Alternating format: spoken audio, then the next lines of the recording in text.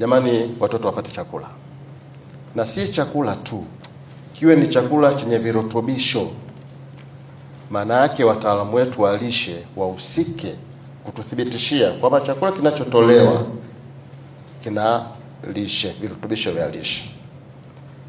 Wazazi, walezi, wadau wengine, tukae nao, tuelezane, tuwaambie taratibu za serikali zikoje, ili na wao wachangie watoto wote wapate chakula. Afisa elimu hapa alikuwa anatuambia matokeo yetu, akanazungumzia sisi darasa 7 tutakuwa wa 9, Dar es Salaam amekuwa na 94, sisi 85. Wametupita, lakini inawezekana sababu mojawapo ni chakula cha mchana. Labda watoto wapati chakula, concentration inatoka wapi? Kwa hiyo hili ni swala kubwa. Naomba sana wakurugenzi, makatibu tawala, shirikianeni na maafisa elimu wetu na wadau wengine kuhakikisha watoto wetu wanapata chakula cha mchana.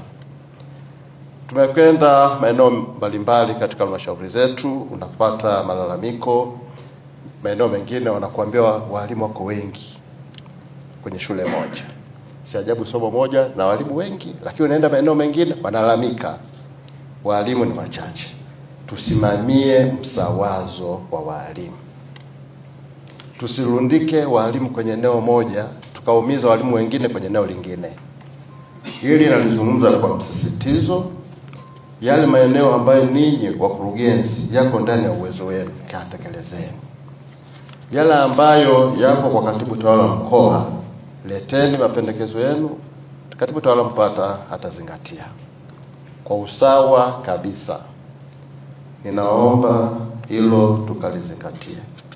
Lakini kuna swala la mdondoko wa wanafunzi.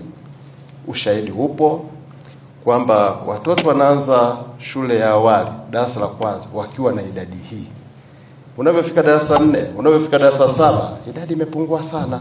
Wanapotelea wapi? Hili tukaliangalie kwa uzito wake.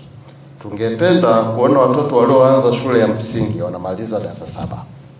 Watoto walioanza kidato cha kwanza wanamaliza kidato cha 6. Mifano ipo. Kwa upande wa shule za msingi, mdondoko katika mkoa wetu unaanzia 8% mpaka 13% ya watoto walioanza shule hawafiki. Sasa 8% mpaka 13% zinapotelea wapi? Na sekondari ni hivyo hivyo. 17% mpaka 20% haimalizi shule, wanadondoka. Sasa hili tukaliangalie kwa uzito wake.